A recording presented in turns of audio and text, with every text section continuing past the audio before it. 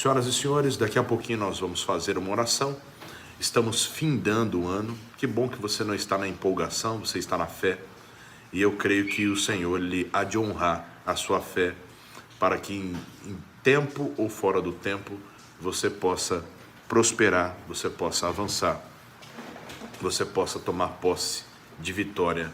Essa é a direção que o Senhor tem nos dado para a tua vida, para a tua casa e para a sua família, ok? Senhoras e senhores, nós temos alguns exemplos a seguir e outros exemplos a não seguir. A Bíblia, ela não nos esconde os erros daqueles que foram usados por Deus, como também ela não esconde os acertos daqueles que foram usados por Deus. Isso é a prova viva que Deus não manipula ninguém. Deus, ele direciona, ele nos mostra o caminho e caberá ao ser humano escolher o caminho ou não. Existem pessoas que já escolheram o caminho e querem colheitas extraordinárias, escolheram o caminho da preguiça, escolheram o caminho da murmuração, escolheram o caminho da derrota, escolheram o caminho de apontar para os outros e sempre tentar encontrar um caroço de feijão no dente do vizinho, ao invés de falar, olha, vem cá, vamos aqui comigo no banheiro, dar uma organizada no seu dente. Então é muito comum nós observarmos pessoas que agem exatamente dessa forma. Ao invés de incentivarem, colocam outras pessoas para baixo. Que você não seja assim.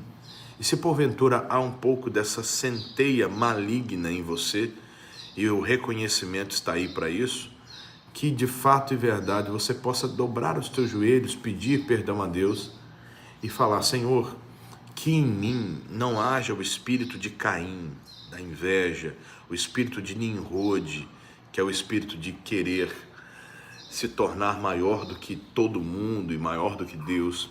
Que não haja em mim o espírito de Marta, que fica apontando para as pessoas e dizendo, olha, fulano é isso, fulano é aquilo, mas eu estou aqui trabalhando. Que não haja em mim o espírito de Elias. Senhor, todos te abandonaram, mas só eu não te abandonei perante as ameaças de Jezabel e Acabe. E aí Deus vai responder, ainda há 7.000 que não se dobraram perante Jezabel e Acabe. Você precisa entender que você não é a última bolacha do pacote e que Deus pode usar qualquer pessoa além de você. A grande verdade é que é um grande privilégio sermos usados e ministrados por esse Deus, e a minha oração é que ele cresça a cada dia e que nós venhamos diminuir, tá bom? Certinho? Bom, senhoras e senhores, nós temos muito a tratar e eu falei sobre erros e defeitos, acertos, prudência, sobre entender o que Deus tem e de fato ir sobre o cuidado da palavra de Deus. Mas infelizmente, sabe aquele negócio das pessoas que dizem assim, eu quero pagar para ver, e acaba vendo, mas acaba vendo o que não deve. Se você tem uma Bíblia, eu quero te ajudar, eu quero abençoar você para que você desenvolva ainda mais e cresça em todos os aspectos. Tem uma Bíblia, abre em Juízes, capítulo de número 14. O texto fala sobre um homem chamado Sansão. Sansão, por sua vez, ele, ao invés de obedecer os seus pais e prosperar, ele deixou ser vencido pela sua própria concupiscência, a vontade da carne. E Sansão pagou um alto preço. A Bíblia diz assim, desceu Sansão a Timná, e vendo em Timná a uma mulher das filhas dos filisteus, subiu e declarou ao seu pai e à sua mãe e disse, vi uma mulher em Timná das filhas dos filisteus, agora pois tomai-me-a por mulher. Porém seu pai e sua mãe lhe disseram, não há porventura mulher entre as filhas de teus irmãos, nem entre todo o meu povo, para que tu vás tomar mulher dos filisteus, daqueles incircuncisos? E disse Sansão ao seu pai, tomai-me esta, porque ela agrada aos meus olhos.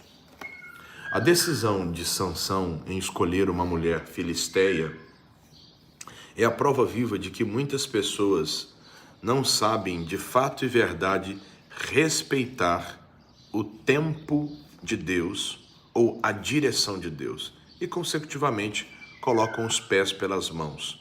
São afobadas, são histéricas, são até mesmo vaidosas, porque escolhem por causa das suas próprias vontades e não por causa da direção de Deus, de fato e verdade.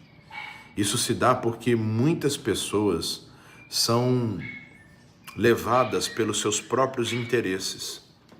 E a Bíblia diz que aquele que busca os seus próprios interesses, ele se separa, ele se afasta, ele se sente meio que a última Coca-Cola do deserto.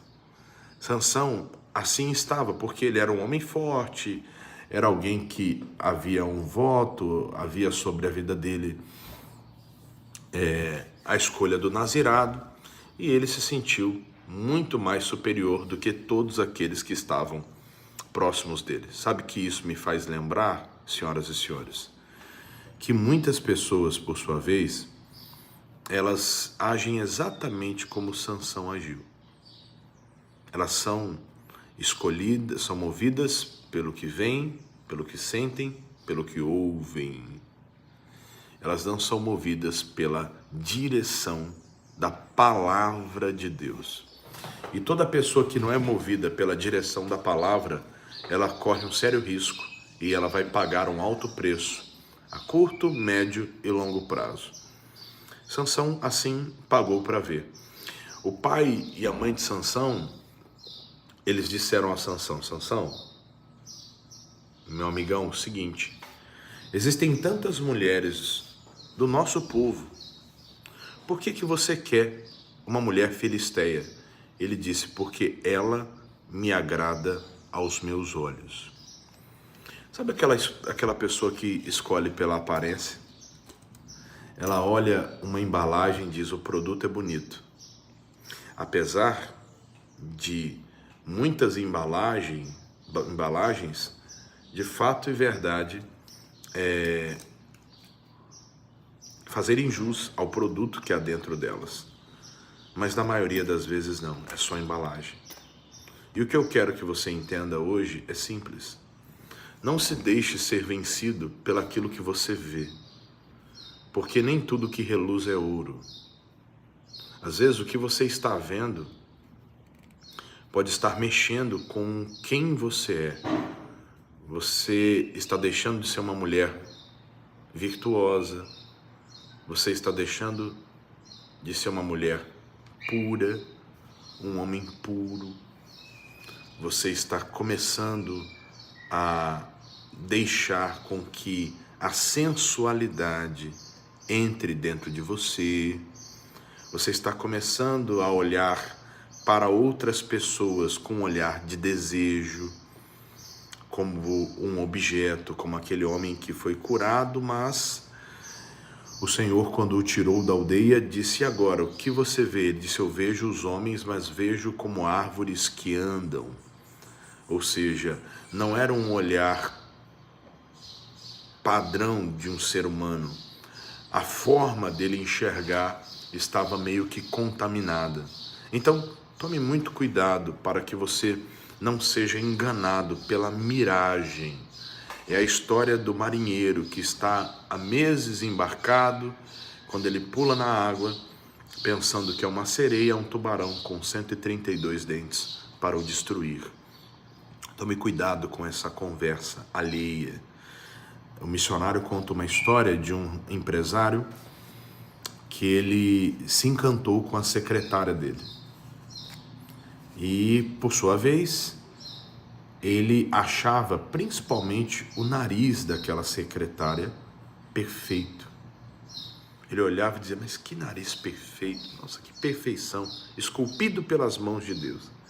Consecutivamente, ele já não olhava mais para sua esposa com um olhar de afetividade, um olhar de amor, um olhar de marido.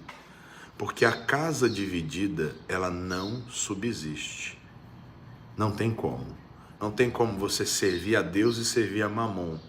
Não tem como você amar a sua esposa e amar outra mulher fora de casa. A casa dividida, ela não subsiste. Não. Na ocasião, senhoras e senhores, ele ouviu uma direção, uma palavra, e os olhos dele foram abertos acerca do amor pela sua esposa. Ele recobrou os seus votos, pediu perdão a Deus, e quando novamente foi olhar para a secretária, ele já estava com o olhar desenfeitiçado. E aí ele começou a olhar e falar: rapaz, e não é que o nariz dela é torto? Observe o que um olhar enfeitiçado, contaminado, provoca dentro da mente do ser humano. Nada contra o nariz ser torto ou o nariz ser... Qual é o termo que se usa hoje? Ou o nariz ser harmonizado. Nada contra. A questão aqui é o que havia dentro da cabeça dele. E aí eu vou mais além. Uma vez uma pessoa disse assim: pastor, eu não vou na praia para não pecar. Porque se eu for na praia, eu vou pecar, porque eu vou olhar para onde não devo. E aí eu levei essa pessoa a uma reflexão. Porque a Bíblia diz que se os teus olhos forem bons, todo o teu corpo terá luz. Existem várias formas que você pode agir para evitar a concupiscência dos olhos, né? Tem gente que é radical ao extremo de falar: eu não vou à praia porque eu não vou pecar. Só que tem gente que, independente para onde vá, com o celular na mão, a pessoa peca. Tem gente que não vai à praia, mas às vezes até dentro de uma igreja, a pessoa olha para uma irmã, para um irmão, com outro olhar. Então, é importante você entender que existem ambientes que não são propícios para uma pessoa que está buscando a Deus. Então, é bem provável que um cristão maduro, quando vá à praia, ele vá um pouquinho mais distante, mas mesmo num local cheio de pessoas, se você está focado aí para tomar um banho, fazer um exercício físico, desfrutar com a tua família, desfrutar com os teus filhos, com o seu marido, com a sua esposa, está ali você e sua casa. Se alguém está ali bagunçando, o problema é dele. Como a turma diz assim: ei pastor, é pecado usar sunga? Eu digo: olha, a sunga, a única diferença para a cueca é o material. E aí eu pergunto: tu sairia de cueca na rua? Aí a galera diz: pô pastor, é claro que não, eu ficaria envergonhado. Eu falo: então, a única diferença da sunga para a cueca é o material. Então é conveniente ao cristão usar um short, né, para não ficar marcando o seu corpo e assim expondo as suas vergonhas. Então existe um negócio que os antigos diziam que é o chamado simancol, né? Então é muito importante, o cristão ele deve entender que tudo foi criado por Deus. O mar, o céu, as ondas, tudo, os campos, os bosques, os rios, os vales, tudo foi criado por Deus. Agora, o dedo podre do inferno, ele sempre vai tentar estar em qualquer lugar. A exemplo, o missionário usa a televisão para pregar. Agora existem emissoras de televisão que criaram reality shows para que as pessoas fiquem lá dentro, bêbadas e fazendo orgias e bagunçando. Então assim, tem gente que usa a internet para o bem, como aqui estamos. Em contrapartida, tem gente que usa a internet para o mal, para dar calote nas pessoas, para tomar contas das pessoas, para enganar, para extorquir, como o famoso golpista do Tinder, né? Que ele, de alguma certa forma, usava sua habilidade de persuasão para tomar tudo que as moças que se relacionavam com ele tinham. Dar o famoso golpe do baú. O que eu quero que você entenda hoje é simples. Se você andar sobre os cuidados de Deus, o próprio Deus vai abrir os teus olhos em meio a tantas situações que você deve viver. Agora, o cristão, ele não deve ter medo. Medo de se posicionar, medo de orar, medo de confiar em Deus em meio às suas lutas, medo de dizer não para o pecado. Eu fico constrangido, pastor, para com o pecado. Eu fico meio que com medo, sabe? Finalzinho do ano agora, eu sempre digo, a galera acomoda na fé. Você vai ver que em janeiro, principalmente se tratando de live, vira o ano, a galera vem, não, agora eu quero Deus, agora eu quero Jesus. A turma sai, bebe, vive e aí depois quer Jesus. A minha oração é que você não seja assim, porque eu não estou aqui apenas para liberar, com todo respeito a quem é dirigido por Deus e age assim, mas não é esse o meu chamado, simplesmente para liberar apenas bênçãos sobre a tua vida. Eu estou aqui para exortar você e eu tenho para mim que você é uma ovelha online. Então eu não poupo palavras como se eu não estivesse no templo, no altar. O que eu prego aqui é o que eu prego no templo e ponto final. E isso é importante, porque eu acredito que você não está em busca de massagem de ego. Eu creio que você está em busca da verdade. Por isso, senhoras e senhores, para terminarmos a nossa oração, o que eu digo a você é simples. O caminho é estreito, a palavra é que nos conduz, você não vai conseguir agradar todo mundo. E falando em consideração, deixa eu só te contar esse testemunho, que vai ser importante para você entender que você deve guardar a palavra de Deus em todo o tempo, principalmente nessas épocas de final do ano, onde muita gente escorrega. Um rapaz foi fazer uma comemoraçãozinha na casa dele, e depois que ele se converteu, os parentes alegaram o seguinte: fulano, eu não vou mais na sua casa,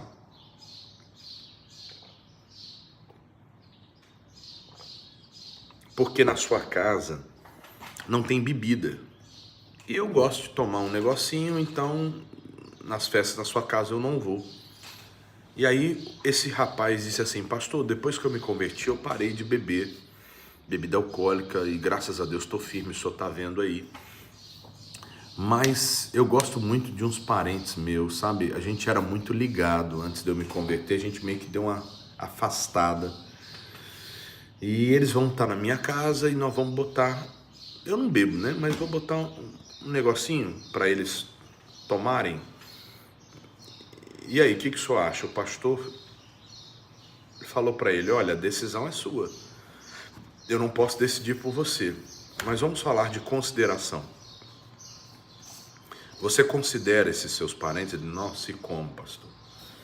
Você considera a ponto de fazer o que você não quer para que eles venham na sua casa, na sua comemoração? Ele disse: olha, pastor, pelo tanto que eu amo eles e considero eles, eu faria isso por eles, sim. Tá, e você, nesse período que você se converteu, você já foi em comemoração na casa deles? Pastor, já fui muitas vezes. Sempre que sou chamado, vou, apesar de estarmos um pouco distantes, mas eu vou lá na casa deles. Mas na minha casa eles não vêm, é interessante. Aí o pastor disse: eles consideram você mesmo? Ele falou: pastor, o que eles mais dizem, que me consideram. Então, por considerarem você e saber que você não bebe, com certeza quando você vai à casa deles, eles retiram a bebida. Por consideração a você. Porque você disse que estava disposto pela consideração para com eles em colocar bebida para que eles venham. Então, quando você vai, sabendo que você não bebe, eles não colocam bebida alcoólica na casa deles por consideração a você. Ele parou assim e falou: pastor, não tem esse negócio não. Não tem não.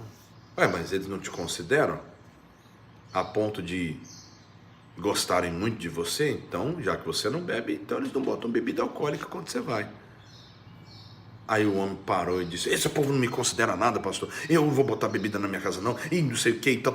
E o pastor falou: calma, irmão, calma. Eu só te levei a pensar, a refletir. E tratando-se de consideração, senhoras e senhores, o princípio é o mesmo.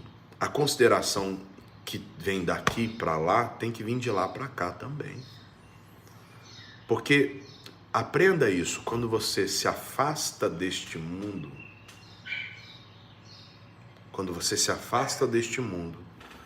você começa a incomodar quem está neste mundo.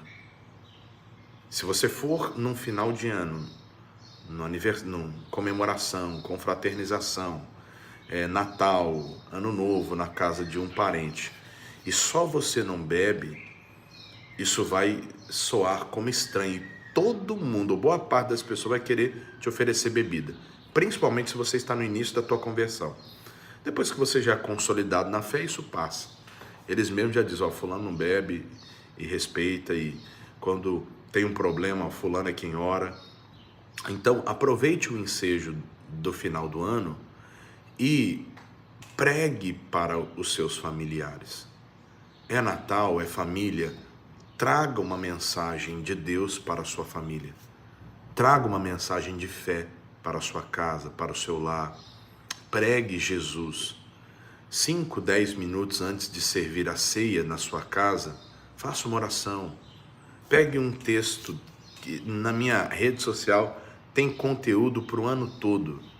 Pegue um texto lá que a gente pregou, tanto no Instagram, TikTok, no YouTube, aonde você quiser.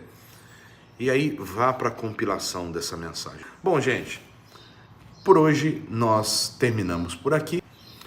Pai querido, Deus amado, Pai tremendo, Deus de amor, pedimos a Ti, ó Pai, a unção do Senhor sobre nossas vidas, sobre nossas casas, sobre nossas famílias. Pedimos a Ti a unção que enriquece e que não acrescenta dores, sobre os corações, sobre o lar, sobre cada uma destas pessoas que de fato e verdade estão orando e clamando aos céus conosco. Católicas, evangélicas, espíritas, que possuem ou não religião. Senhor, nós queremos, ó Pai, trabalhar e orar na seara e na vinha do Senhor. A ponto, ó Pai, de que nada venha nos barrar. Porque, ó Pai, mais vale um dia nos teus átrios do que 1000 em qualquer outro lugar. Senhor, eu creio, ó Pai, que o teu Espírito, de fato e verdade, está tomando conta de cada coração. Meu Pai, 2023 nem acabou, mas 2.4 vem aí.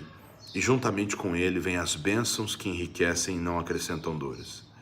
E eu creio, ó Pai, que mais vale um dia nos teus atos do que 1000 em qualquer outro. Que haja luz, que haja diferença, que haja restauração sobre a vida de cada pessoa que ora comigo agora.